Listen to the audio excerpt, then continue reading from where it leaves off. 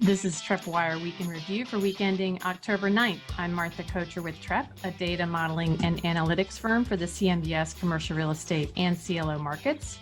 Joining me are our subject matter experts, Manus Clancy, Senior Managing Director, and Joe McBride, Head of CRE Finance.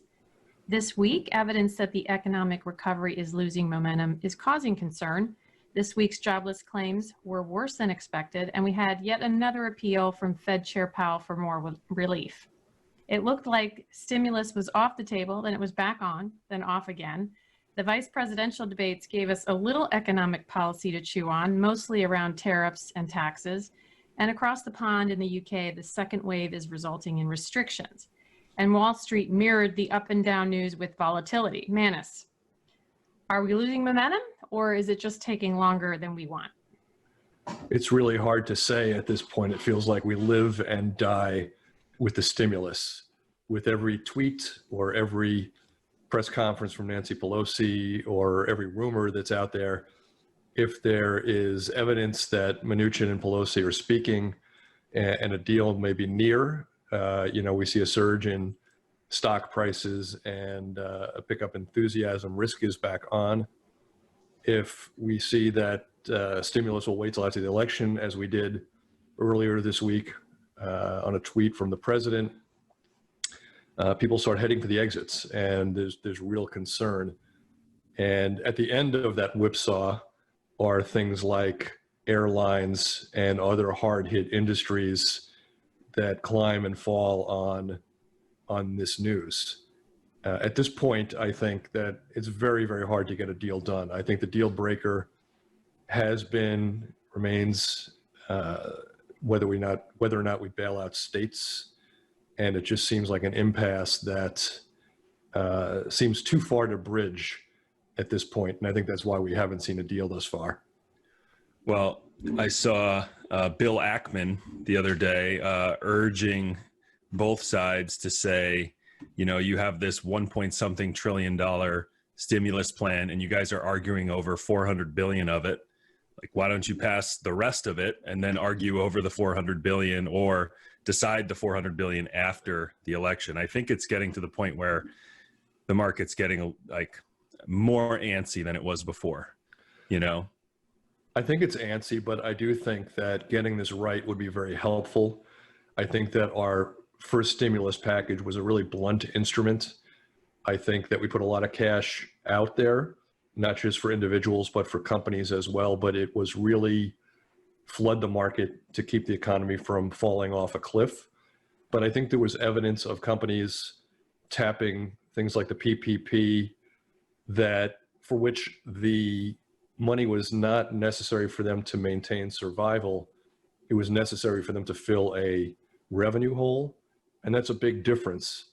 And as a result, I don't think that all the money necessarily got to those that were hardest hit. I think I would rather get this thing right and kind of surgically look at those industries that really, really need the help and for which there's no immediate answer, like the airlines, than throw out another blunt instrument like we did 6 months ago. And that's not criticism. I believe the blunt instrument was necessary for its timeliness. But now I think we should be much more surgical with the strike and really try to hone in on those industries that may not survive or maybe facing a wave of bankruptcies rather than just kind of flooding the market. Yeah, it's so funny. My whole thought process on all of this is muddled. It's not as clear cut as things normally are for me, because in my view, I think the direct payment to the consumer at this point is going to have the most positive impact on the economy itself, as opposed to, you don't have to do one without the other. Maybe you could do a little bit of both, but bailing out the airlines who have already laid off, 50,000 people or whatever it is. I just don't know what the answer is. And I don't think anyone, no matter how smart you are, I don't think any, balm, as Manus, you like to use that word, any social program or, payments to people or payments to companies or whatever, no one is ever going to be able to truly understand the full unintended consequences of them. You know what I mean? And nor will we even really be able to understand the actual consequences for a very long time. We released our special servicing report this week that showed a surge in retail and lodging sectors, which was not a surprise. But what were some of the other takeaways from that report? Well, we've talked about these the last few weeks, and we always kind of front run our official reports on the podcast by giving you a sneak peek. But we are officially at all-time record levels in terms of special servicing rates for lodging and retail. And now I'm looking at the chart here, and we're just talking about CMBS 2.0 and forward, which basically means post-recession. I should say, now I have to actually be more specific. Post Great Financial Crisis, CMBS deals, the numbers were lodging just under 26% and retail about 16.5%. So there were decent increases month over month, but the slope of the line is not as steep as it was before. Yeah, the one thing I would say about the subject is that in the Great Financial Crisis, during it and for several years after, the process took a really long time to play out. And part of that was the severity of the downturn was not anything like what we saw today. So maybe you saw 5 or 10 points in hotel occupancy decline because of the economy, or you saw tenants leaving, but rarely was a building left vacant, and you saw leisure travel, business travel continue, even though it was at a lower rate. So you had property owners hanging on longer before needing relief, before going delinquent, and then even during the workout process, there was still some cash flow coming in, so the special servicer could be patient about how quickly to resolve an asset. Now, because of the incredible velocity of the downturn, as we've said many times before, we're seeing hotel owners already start to mail in the keys. And right now, or I guess we're kind of 6 months, 7 months into the process, we're already seeing hotels come through the pipeline either as REO sales or as note sales. So the compressed timeline probably means we hit a new peak and we stay at that peak in a faster time frame. So a couple more months of it getting worse. But then conceptually, you would think as they resolve these, the far end, the downside happens much quicker as well, right? You start seeing the delinquency rate fall, resolutions take place very quickly, modifications, note sales, foreclosures, and so forth. So I think the biggest difference now is we're seeing the 4-year crisis that we went through in 2008 now become maybe a 12 to 18 month crisis. I mean, I sure hope so, right? I hope it's that short. I think we spoke to Casey Conway, who is a lot of people know in the commercial real estate industry as an economist. And we'll be releasing that interview next week, but he is gung-ho on the W-shaped recovery. He thinks we are on the down slope of the middle part of the W. So basically dropped, came up, back up a little bit, and now dropping again. For me, I go back and forth, but it's hard for me to imagine there not being some sort of second wave. And it may not even be like a true second wave of coronavirus, but a second wave of coronavirus fear, second lockdowns, stricter quarantines in the winter when people don't know, when flu numbers start coming up. And, I think there's just this psychological impact along with the actual physical impact, which is going to take until next summer or until we have a true vaccine to really get past. I can never think of the W, the big W, as Casey was talking about this week, without thinking of that movie, The Mad, Mad, Mad, Mad World, For those of you that saw it in the Wow, 1960s, that's an oldie. That's even it old was for me. a parade of top name comedians and actors. It had Spencer Tracy, Milton Berle, Sid Caesar, Buddy Hackett, Phil Silvers, Mickey Rooney, Ethel Merman, Jonathan Winters. I think it had some of the Three Stooges in it. And they spent the movie looking for the big W. And it was a real madcap adventure that it's a cult classic if you ever have the chance to pull it up on Netflix. It's a mad world, or it's a mad world, or a mad world? Well, the irony is we're all talking about the big W, but we feel like we're in the mad world right now. That's right. For sure. And sometimes the mad is angry and sometimes the mad is madness. Right. We kind of go back and forth with what it is, but it kind of feels pretty crazy. Well, we did skip over one point, which I thought was worthwhile bringing up, is that Morgan Stanley put out a piece about the savings rate right now, the personal savings rate, and how it is increased significantly since the pandemic. Some of that came from the stimulus. So people were putting the stimulus checks in their savings account, for fear of, having to hold on to that through this downturn. And that kind of increase in savings may just possibly hold us over until November, when, whoever wins either side is probably going to pass some sort of stimulus.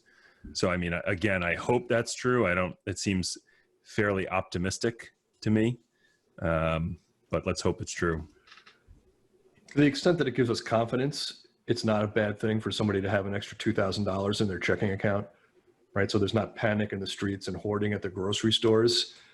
But the truth is, until you get a vaccine or until you get confidence back, no amount of money that you give to the consumer is going to help the airlines or the movie theaters or casual diners and other industries like that. And if you're going to spend the kind of money that they're talking about, what you really want to do is make sure that enough of it gets to the renter who's on fumes, right? The renter, the mortgage holder that has lost their job, and you don't want that to turn into, having your house foreclosed upon, or being evicted from your apartment. Right. Well, that's where I just think, like, if the PPP was I think had a very good intention, and I think it worked pretty well. So I'm just thinking, like, if you're gonna bail out a whole industry, you got to make sure that some of that capital flows through to the workers, and that you don't bail out United or Delta or whatever, and then read that they laid off 15,000 more people. It's muddled my whole thinking. I don't want to be muddled, but I think we're living in a muddled world, Oh, no. You had to do that. Well, one sector that seems to have weathered the stresses of COVID and possibly even benefited from the resulting dislocation that a number of people are experiencing is self-storage. What can we talk about that? So, yeah, did we put this report out already? Was it today or yesterday? We did. Yeah, so it's out there. So pick that up on Trepp.com. It's got a very fancy name now, but I like the original name, the draft name, which was name. Where Do I Put This Stuff? Right.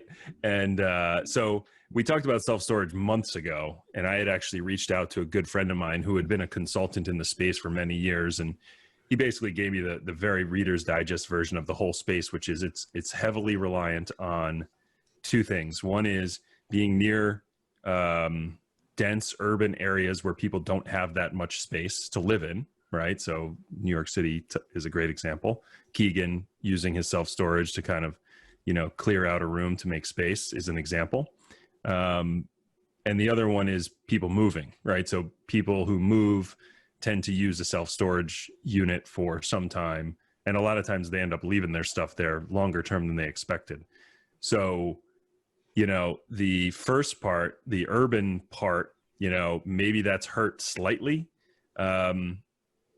but maybe they're actually benefiting because people need more space in their apartments because that's now their office and their gym, right? And their nursery and everything else.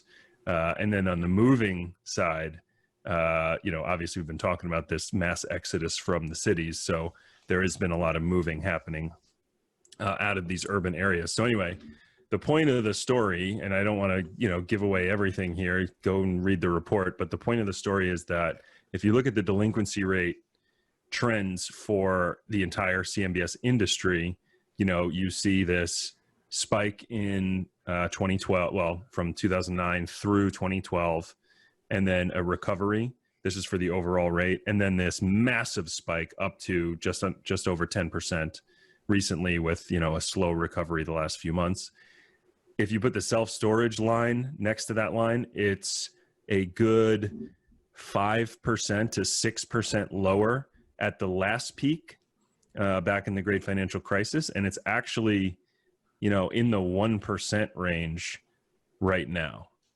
So it's really been weathering this storm very nicely. I think it's kind of like, it's the opposite of lodging. It's the opposite of retail. And it's, if you think industrial, multifamily, and self-storage are probably the places you wished you were during this time. Well, Keegan was living in a self-storage facility. I saw that chain link fence behind his shoulders, and I thought, that's, he and his wife were paying $400 a month for, the 8x11x10. There's not much difference between, a lot of Manhattan apartments and a self-storage unit at this point. The heating is cheaper. You're not paying utilities. I'm just wondering if people pay more in utilities than they do for what a storage space would run, right? Because you're not paying for gas and electric in the storage facility. So you're saying we should all move into you should actually store yourself in the self-storage. If you've ever been one into Manhattan, the climate is perfect, 72 degrees, no drafts. That sounds like your dream, Manus. If you could just somehow run a 6,000 foot extension cord in there, a little 13-inch television with the antenna, watch the Mets game, a couple of Cheetos. That actually sounds pretty good to you. And all I need is 2, 4, 7, 9, 11, and 13, right? I don't need any of those fancy dancy cable channels. It's like that meme floating around the internet right now, which is like, it has a picture of a living room with just a folding chair and a TV and a cooler. And it says, why is this all that men need in their apartment? Or why is this the way that guys furnish their apartments? And I mean, that's kind of what we're talking about here. That's all you really need is a chair and a TV. I don't think I had a box spring between 18 and 30. What's a box spring? Right. Just had the mattress on the floor from age 18 to 30. So, well, in Manhattan, that can be a little bit dangerous. It is. Given the critters. Yeah. So Joe referenced the interview we did with Casey Conway, who's the chief economist for CCIM this week. And he had some really interesting insight. We're going to release that interview next week. One of the things that I took away from is something we've not ever talked about on this podcast, and that's the linkage of logistics with commercial real estate. Yeah, so Casey, he does a ton, and he's been in the industry for a very long time, and he's also very entertaining. So that was good. I feel like when you're the most successful economists are really, really smart, but they don't take themselves too seriously, and they're very entertaining, and that's why he gets to go, all over the place and talk to people and give him his insights and stuff. So definitely tune into that next week. So we asked him a lot of stuff, and he actually is heavily involved in one industrial firm or industrial real estate firm who's doing very well, a lot of FedEx exposure there. He talked about that. And then when we asked him about the metrics, the dashboard that he looks at on a daily basis, he mentioned a few things, some that are fairly obvious that we've talked about in the past, but then others like TSA throughput, right? So how many travelers are getting on planes every single day, and looking at that as a sign of, or looking for signs of recovery in that data. He also talked about actual, I forget what the word is, but basically routes or route maps or whatever it's called. So basically the idea is how many flight plans are no longer there, right? So there used to be a direct flight from LaGuardia to Pensacola or whatever it is, and that's no longer there, right? And the direct flights into these secondary and tertiary markets are way down because they're not profitable for the airlines anymore. Nobody's getting on those flights. So how does that affect the, neighboring areas of these secondary and tertiary markets? That's a big one.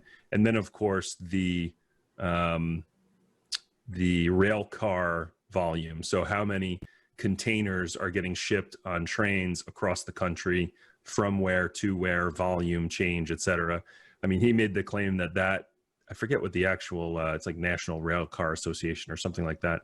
He said that is a forward indicator of every recession ever, which kind of makes sense. So definitely give that a listen. He is firmly, like I said, firmly in the W-shaped recovery camp. We talked about the election and, what it would mean for one or the other to win for commercial real estate. So a lot of good stuff in there. Turning to the UK, we had a couple of news items that were specific to CLOs, Manus. Yeah, the two things that we were looking at from this CLO market this week, I guess they're one and the same from what I'm looking at. The big story was the movie theater chains. We saw that the latest James Bond movie was pushed out till 2021. Several theater chains came out and said that they were going back to quote unquote temporary closings again. There's a lot of talk about how many of these will truly be temporary and how many of them will be full-time shutdowns. It remains to be seen. But the movie theater operators have been big tappers of double B, triple B, triple C credits over the years, and they have really substantial positions in the CLO market. For example, AMC has a $2 billion loan that is held by 20% of all CLO managers at this point, for about 20% of all CLO deals. And that's a big presence right there. And you've seen this credit go from near par pre-COVID to probably in the 60s, that kind of handle lately. And with this news, it wouldn't be shocking to see that trade lower in the forthcoming weeks and months. So you're really talking about 20% of the managers who are looking at something that is quite troubled at this point. Another big one, I forget if it's a euro denominated or a pound denominated credit, but 3.3 billion of Cineworld debt in one term loan. They have 4 billion in credits overall in the CLO market. Those are held by 14% of all managers. So we talked about this a really long time ago, that when you add up the exposure, within a manager or within a deal, and you think, okay, this guy has AMC and Cineworld, but it only represents 0.5% of that collateral or that roster of loans that back the CLO. That's not a terrible number. And sometimes that number is 2 or 3%, something like that. But when you add a certain manager's exposure to movie theaters, casual dining, airlines, retailers, energy companies, and a couple of other cruise line operators, a couple of other hard hit industries, some of those guys were holding in aggregate 25%, 30% of those exposures. And of course, a lot of them got out of that very quickly and pared their losses. But it's something to keep your eye on, right? There's the opportunity for some of these managers to jump in too soon, and maybe some did with AMC and Cineworld. And now that we know that these theaters are going to be closed for another 6 months, those credits could trade lower again. Yeah, the theater industry pre-COVID was always kind of, there was always talks about, will people continue to go to the movies, right? It's kind of like the retail conversation. Like, some people still love going to the movies, and how do we, how does the the AMCs kind of reinvent themselves to, you get the fancy seats and you can get a burger instead of just popcorn and all that other stuff. But, we were getting to the point where my wife and I would go, and you're spending $65 or $70 just to go to the movies. And that's how they were kind of keeping things going with fewer people showing up. So anyway, to add COVID and shutdowns on top of that already kind of decreased trend, it's sad for me. I grew up going to the movies. I love going to the movies. I hope they reopen. Anyway, were you one of those guys that was sneaking? You went to the 16 screen cinema and you would leave, Jurassic Park, and you'd hang around the popcorn aisle and you'd sneak back in and you catch the last half of the Muppet movie or something. So I'll tell you a story. When this will give away, you already know where I live, but this will give away where I live. When New Rock City opened in New Rochelle, they were letting you go free movies, free popcorn, free soda. I saw Multiplicity and Jacob the Liar, two very, very mediocre movies, but I did get about 17 free Pepsis and 15 free little things of popcorn. So I'll always remember that. And yes, I used to buy the ticket to the PG movie and then sneak into the R-rated movie when I was underage. But who didn't do that? I didn't. So let's do some shout outs, and then we'll turn over to Manus's I Won't Back Down Awards, a la Tom Petty.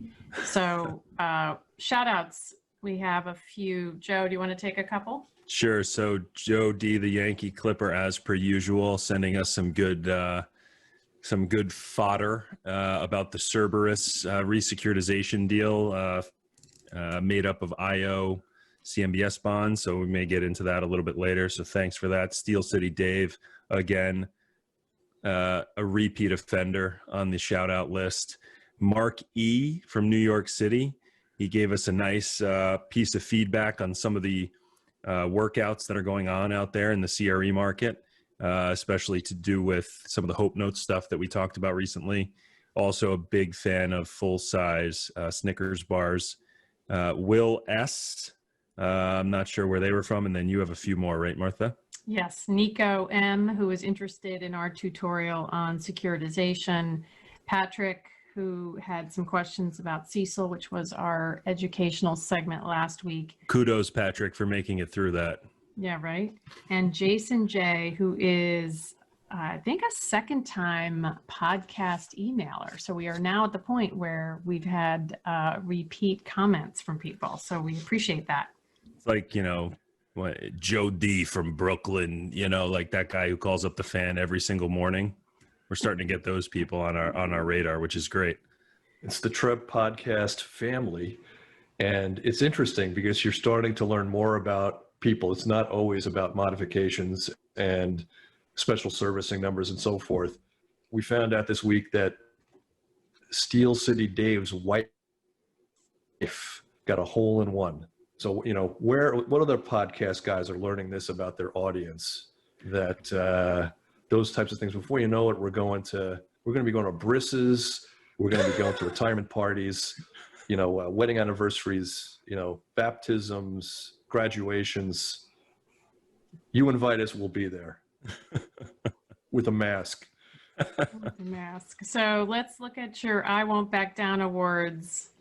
If Tom were some here, he would sing a lead in for us. I can only go so many lyrics because I think that we violate Yeah, we do. the EMI contract, and we're going to get charged with some kind of royalty.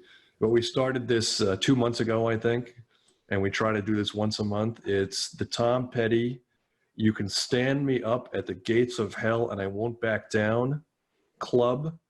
It's for guys in hard-hit industries that have managed to muddle through without landing with a special servicer, requesting relief, going delinquent, and so forth. So I got several today.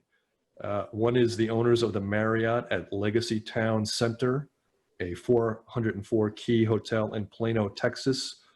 $79 million loan, and in the servicer watch list notes, it emphatically said the borrower has not sought relief. So I think that's the only time I saw that in a watch list note, but it was true defiance on the part of the borrower there. The second one, Arizona Biltmore owners, a $281 million loan, 714 rooms in Phoenix. And lest you think these guys are getting by because people are still traveling to these hotels, and they're only making do because of serendipity, and they're in a good place and they're still being used. These guys had 45% occupancy in H1, I'm sorry, the trailing 12 months ending in June, and a 0.28x debt service coverage ratio. So somebody's pulling into their pocket and keeping this thing current. And there's some nobility in that, I gotta say. The owners of the Intercontinental Hotel Chicago, $130 million loan, again, almost 800 rooms on Michigan Avenue, 45% occupancy, 0.12x debt service coverage ratio for the TTM, yet still current all this time. Good for them. The owners of the Crossings at Corona, a regional mall loan, $137.7 million. Tough name on that one. Might have to. You can not back down, but you might need to rename that one. That's located in Corona, California. That loan is part of CMBX 8. Same thing goes for the city. This is not the first time that they've had concerns. They lost a big Toys R Us a couple of years ago. They also have a Regal Cinema, which should now be closed for the foreseeable future. H1 2020, a 0.99x debt service coverage ratio on 78% occupancy. Kudos to them for keeping it going. And the Shops at Wiregrass, a retail property in Wesley Chapel, Florida, $77 million loan, 0.31x debt service coverage ratio, yet the loan stays current, also part of CMBX 8. If we still were in the business of CDs, we'd send you Tom Petty's Damn the Torpedoes, one of the great albums of all time, for your CD collection. And maybe if we ever get back to the office, we will find a way to do that giveaway. Now let's look at deals of the week. Deals of the week. Deals of the week. There you go. I have to shuffle the deck, as they say. I got several things here. The first one, I don't have any names, so I can't attribute any individuals to brokering these things. But the first one is Xenia Hotel and Resorts sold the Residence Inn, Boston, Cambridge for $108 million, a 221 key property. So there is a bid for some hotels out there. For those that know Cambridge, Massachusetts, it is really the epicenter of the pharma world. That epicenter for a while was in New Jersey, and for a while was in places like Marlborough, Mass, outside of Boston, but now it's firmly in Cambridge. And no surprise that that hotel was sold, because that economy has been so on fire. But nonetheless, still great to see a property in that segment trade hands. So that's great news. Next up, Newmark Knight Frank sold a nearly 200,000 square foot flex industrial property on Automation Drive in San Jose. The interesting thing about this is the property was empty, was left vacant by Western Digital. So it's a place where somebody can come in and re-tenant it. Sales price, $36.2 million. Stephen Golubchik, Ed Najera, Darren Hollick, Jack Phipps. They repped Soma Capital and Atlas Re as the seller of the asset, and they are from NKF's Northern California office. The buyer was Exeter Property. They were also repped by NKF. And lastly, we usually don't do 3 deals of the week, but there's always an exception. JLL negotiated the sale of 135,000 square foot grocery anchored shopping center in Cortland, New York. The property backed a $7.9 million REO asset that was held by a legacy CMBS deal. That property was valued at $9.4 million in the spring. Hopefully that was close to what they sold it for. That would make the holders of bonds behind that legacy CMBS deal whole. Tops Grocery Store was the top tenant at that, with I think 57% of the square feet. Who represented this deal? Jose Cruz, JB Bruno, Kevin O'Hearn, Andrew Scandalous, Andrew Scandalius, Michael Oliver, and Steve Simonelli of JLL repped the special servicer. Jonathan Abda represented Namdar Realty internally. And if you've heard that name before, it's because Namdar keeps showing up as buyers of distressed assets. Last month, it was Hickory Point Mall in North Carolina. I think at this point, they've accumulated a pretty good portfolio of mall Mostly properties. retail, right? Yeah, mall Yeah. properties they bought on the cheap, lowering their basis, and at the prices they're buying at, it probably makes sense that they can make these things work. Maybe they're thinking of Alani repositioning for some of these. Speaking of Lonnie, we got to give Lonnie a shout out because he was selected by Globe Street as 50 under 40. So congrats to Lonnie. We've had him on the podcast at least 3 times because he's a super smart guy. So He's well a done. beast. Yeah. He's an absolute monster. I'm still waiting for mine. I'm waiting for the 60, between 50 and 60, that have lower back pain and fallen arches. I think if you kind of narrow it to people, males with lower back pain and fallen arches, and maybe you have to narrow the age range a little bit. Maybe it's like 56 and a half to 57 and a half or something like that. I think I have a future You're on the one of shot. those lists. I think you have a fighting chance for that one, Manus. That's right. We're about to release our September payoff report, and we're going to talk about that first. And then we will segue that into some very nerdy conversation as part of our education segment. Yes, we'll be releasing that either Friday morning or Tuesday morning. I forget. But the real headline with these, which we put out every month, is just what a low number of, or a low percentage of loans that reach maturity actually get paid off right now.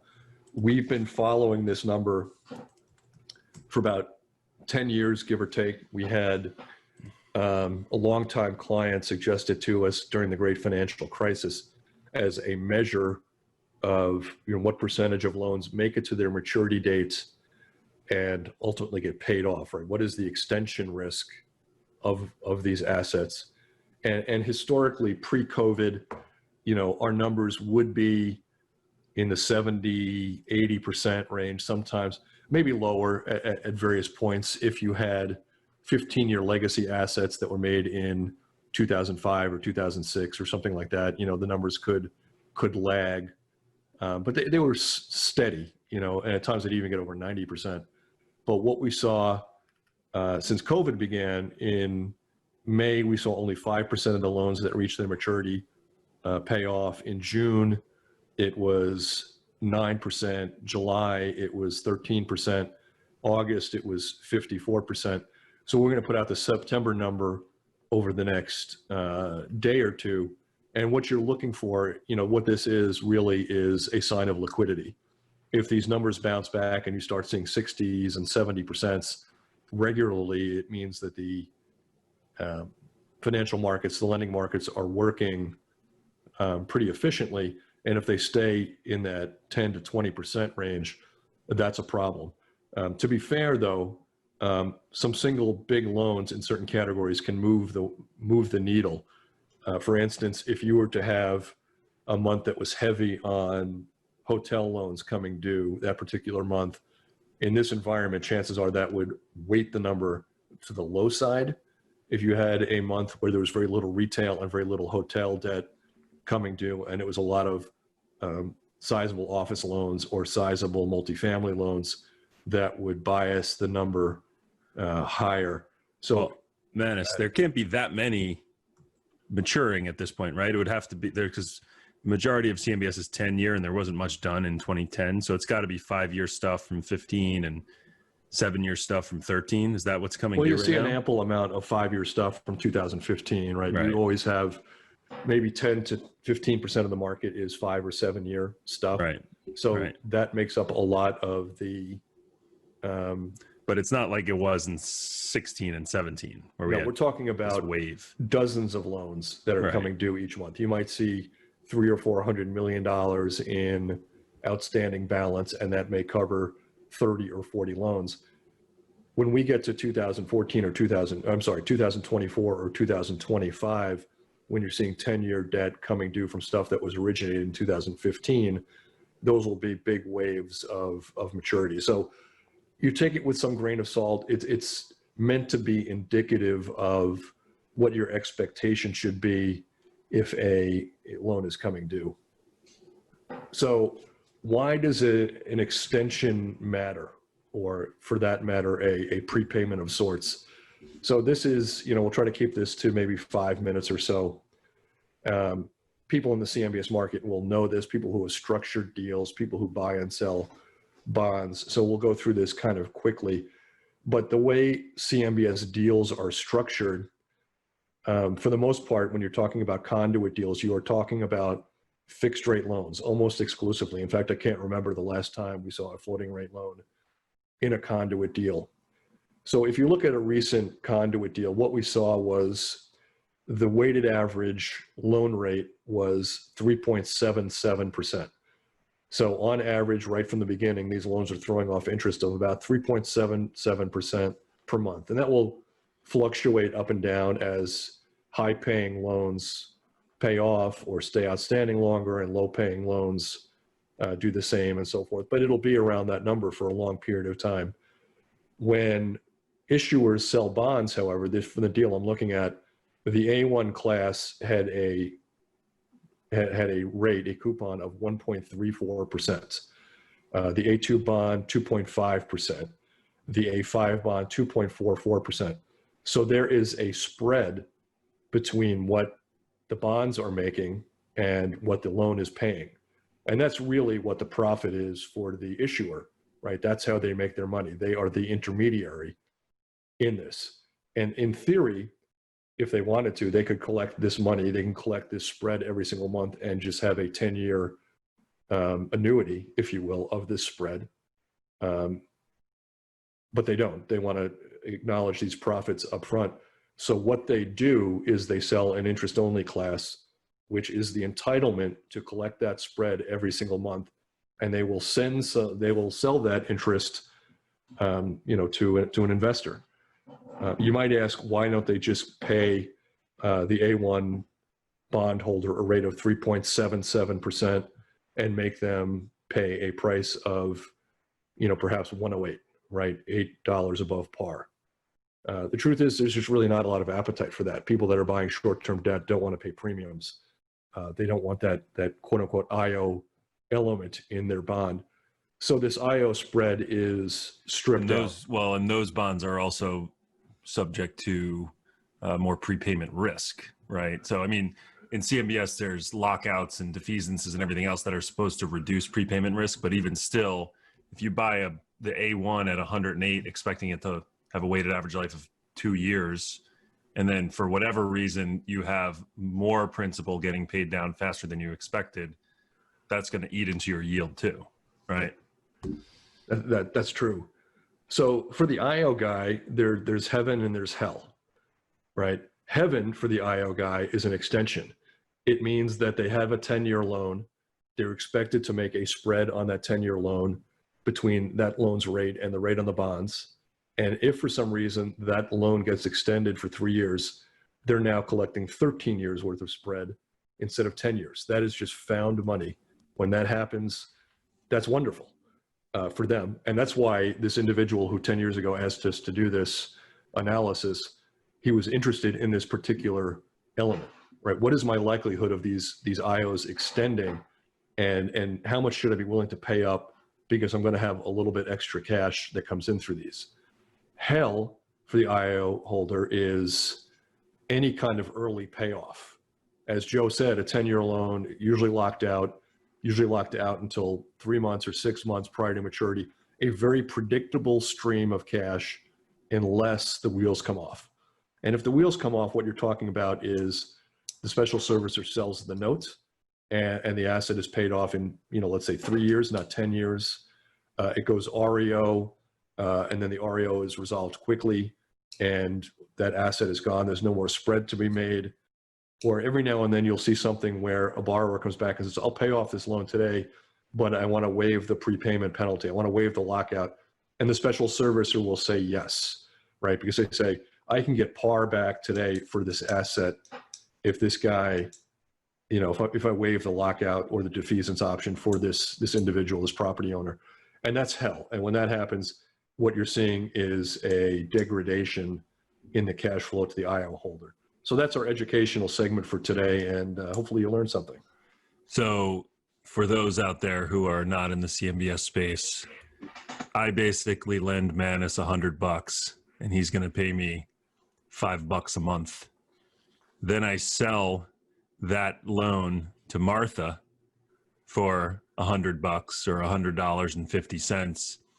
And I tell her, I'm going to pay you $4 a month out of this $5 a month that I'm collecting from Manus. And then I go to Keegan and I say, hey, I got $1 a month cash flow stream that I'm willing to sell to you. And he takes out his handy dandy HP12C and he discounts the cash flows and comes up with a price. And what is it normally, like $2, $3, $4 or something? Can be $6, $9. It depends on how much spread Right. is in there. But I can see Keegan licking his chops. I'm going to get a bigger storage unit. So do we have any headlines in Tripwire that we would like to go over? We had one that we'll write about on Friday morning. It was kind of disappointing. As I mentioned earlier, we're starting to see some hotel loans come to market via, in this case, the 10X auction site. And what we saw this week was a $21.9 million performing note backed by the Marriott Buffalo Niagara. That's a hotel in upstate New York. It had been current up until May, went 30 days delinquent, 60 days delinquent, is now current, but it was offered as a note sale through, I think it was a note sale, could have been a property sale, which would allow the borrower to prepay the property. I'm not 100% sure, but it was offered through 10X this week. The property was valued at $57 million in 2011. It was cash flow positive through 2019. It was still 1.32x, 89% occupancy, and that's for an amortizing loan, a loan that had amortized down more than $3 million since it was made 11 years ago. And yet the top bid on 10X, as far as I understand it, was $10.5 million. So if that's the case, you're looking at, for this particular property, like an 80% reduction in value. We'll be writing about that. I don't know if the reserve was met or not met. I know that a lot of these property sales and auctions have reserves. So I don't know if this means a resolution is forthcoming near term, but a very discouraging result of that auction. Well, for every owner that's in trouble now, there's probably dry powder and opportunistic investors out there that will be talking about 3, 5, 10 years from now who made their millions or billions during this time, because I don't think that hotels are going away.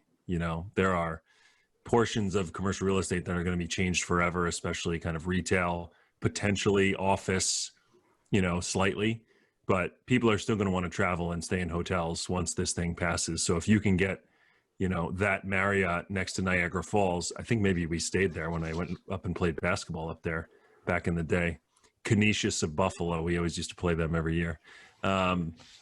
If you can buy that hotel for $10 million or $15 million, and it's going to be worth 50 again, 3 or 4 years from now, that's a heck of a deal if you've got capital and patience. You look great in that mascot costume, I got to say. That was pre-steroids, before I could hit the net.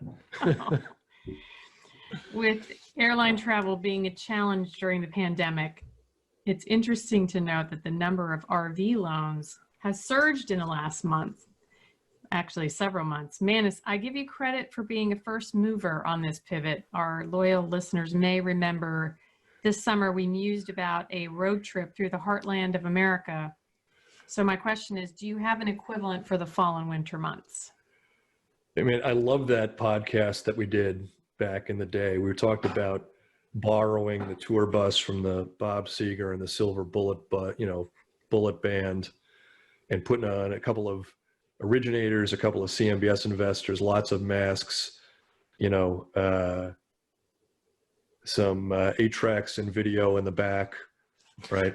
And making a road trip down Route 66. That was much more novel than, you know, what's possible in the winter months. I mean, what are we really talking about here if we're going to do something? We're talking snowshoeing, right? Like a CMBS Iditarod, you know, or cross-country skiing. Like, I mean, you know, we'll ski from roadside hotel to roadside hotel, or we'll hook up the dogs, right? And we'll get pulled along. I don't know. It just doesn't have that same romantic appeal that Route 66 with some birds music in the background, you know, stopping at some greasy spoons along the way. It just doesn't really do it for me. I will say that I had RV sales as a chart in our weekly Monday morning meeting when we were still in the office. So at the very, very beginning of this thing, when it started to come up. So I'm going to claim 1% credit on saying this is a trend here. My equivalent of this in my world is going to be trekking up and down the very, very treacherous stairs of my house, bringing diapers and bottles and all sorts of other things, whatever my wife wants, for about 3 or 4 months starting in December. The dutiful husband. With that, we'll close. Thanks to our producer, Keegan St. Ange. Join us next week as we look at what happened during the week and how it may be impacting you. If you have a question and you want to send us an email, and you've already done it, you can do it again. Send it to podcast@trepp.com. For more info, visit trepp.com and subscribe to the podcast with your favorite provider. Thank you for listening and stay well. All right.